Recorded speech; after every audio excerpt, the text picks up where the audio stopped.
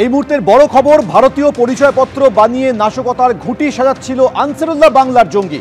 আধার card, voter card, passport বানিয়ে মুর্শিদাবাদে ঘাঁটিগাড়ে জঙ্গি মোহাম্মদ সাদ রাডি। এটাই আশঙ্কা করছিলেন গোয়েন্দারা যে ভুয়ো পাসপোর্ট বা ভুয়ো পরিচয়পত্র বানিয়ে হয়তো ভারতে থেকে নাশকতার ছক কষা হচ্ছে, এবং ঠিক সেটাই সত্যি হয়েছে। আনসারুল্লাহ বাংলার জঙ্গি বা এই জঙ্গি সংগঠন, তাদের এক সদস্য সে ভারতীয় পরিচয়পত্র বানিয়ে নাশকতার ঘুঁটি সাজাচ্ছিল বলে গোয়েন্দারা জানতে পেরেছেন। আধার কার্ড, ভোটার কার্ড বানানো হয়েছিল, পাসপোর্ট বানানো হয়েছিল, এবং সেগুলিকে ব্যবহার করেই মুর্শিদাবাদে ঘাঁটি গেড়েছিল জঙ্গি মোহাম্মদ সাদ রাডি।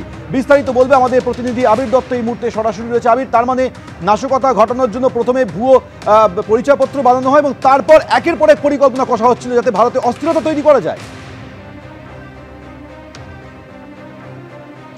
দেখো, প্রাথমিকভাবে এখনো পর্যন্ত জিজ্ঞাসাবাদ এবং তথ্য প্রমাণ সংগ্রহ করে তদন্তকারীরা যেটা জানতে পেরেছেন যে 8 জনকে গ্রেপ্তার করা হয়েছে, তার মধ্যে একজন সাদ রাদি, যার আরেক নাম মোহাম্মদ সাদ শেখ।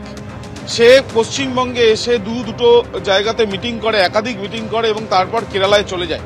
কিন্তু পশ্চিমবঙ্গে শুধুমাত্র এসে সে মিটিং করে তাদের যারা সঙ্গীরা তাদের সাথে আলোচনা করে সে যে চলে গিয়েছে এমনটা নয়।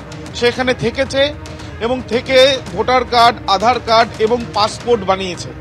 কিভাবে তারা তদন্তকারীরা এটা জানতে পাচ্ছেন, যারা বেশ কিছু নথি তথ্য ইতিমধ্যে তাদের হাতে এসে পৌঁছেছে এবং সেই অনুযায়ী তারা যেটা জানতে পাচ্ছেন যে হরিহরপাড়া অ্যাড্রেসে তিনি এই সাদ রাদি অর্থাৎ এই মোহাম্মদ সাদ শেখ সে কিন্তু একটা আধার কার্ড বানিয়েছিল। এছাড়াও যেটা জানা যাচ্ছে ভোটার লিস্ট থেকে এবং ভোটার কার্ডের অনুযায়ী যে নওদার সে ভোটার ছিল, অর্থাৎ নওদা বিধানসভার সে ভোটার কার্ড বানিয়েছিল। তৃতীয়ত, এই আধার কার্ড, ভোটার কার্ড বানানোর পরে অরিজিনাল পাসপোর্ট পর্যন্ত সে বানায়। সেই পাসপোর্টও কপি ইতিমধ্যে তদন্তকারীদের হাতে। এবং তোমায় জানিয়ে রাখি যে তার যে ছবি, সেই ছবিও কিন্তু অরিজিনাল যে ছবি, সেই ছবি ব্যবহার করা হয়েছিল এই ক্ষেত্রে। অর্থাৎ বোঝাই যাচ্ছে যে একদিকে যে এই আনসারুল্লাহ বাংলার তাদের মূলত লক্ষ্য কি তদন্তকারীরা জানার চেষ্টা চালাচ্ছেন। যেটা প্রাথমিকভাবে তারা জানতে পেরেছিলেন যে ফালাকাটা উত্তরবঙ্গ এবং দক্ষিণবঙ্গে মুর্শিদাবাদে তাদের বৈঠক হয়েছিল, স্লিপার সেল সংগ্রহের প্রক্রিয়া তারা চালিয়েছিল এবং তাদের মধ্যে প্রধান হিসেবে এই সাদ শেখ অর্থাৎ এই সাদ রাদি সেই কিন্তু মুখ্য ভূমিকা নিয়েছিল ভারতবর্ষে ঢুকে। সেই ক্ষেত্রে তারা এটাও জানতে পাচ্ছেন যে অস্ত্র সংগ্রহ করার প্রক্রিয়াও তারা চালিয়েছিল। কিন্তু এই সম্পূর্ণ প্রক্রিয়া চালাতে গেলে কোনোভাবে সে যদি বাংলাদেশি সেটা যদি প্রমাণিত হয়, সেই ক্ষেত্রে তাদের কাজে ব্যাঘাত ঘটতে পারে। সেই জন্য আগেভাগেই ভোটার কার্ড, আধার কার্ড এবং পাসপোর্ট বানিয়েছিল এই সাদ রাদি অর্থাৎ মোহাম্মদ সাদ শেখ নামে।